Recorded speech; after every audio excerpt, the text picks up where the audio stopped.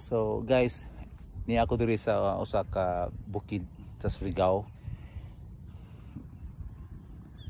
Nagka-interest ako og saka diri for the first time na ako diri kay ako makita nga kadalabay na ako diri daghang kayo mga athletes or runners na musaka to train.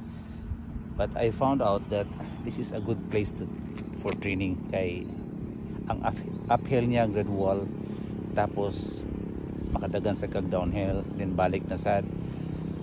And if you are running from Surigao City, you will be passing Canlanipa on that road, and then that will be uphill and downhill, which is the Surigao Marathon route. Medyo sakit-sakit gud nga dalan, pero nindot kay good for training. Mo ni ang itsura diri sa taas. Nice airplane, Roland. Og dito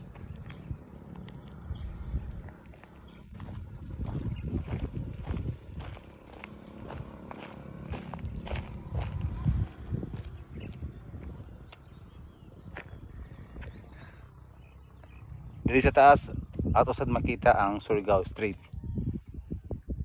So nindot good nga lugar to refresh yourself after the training, makarelax ka diri.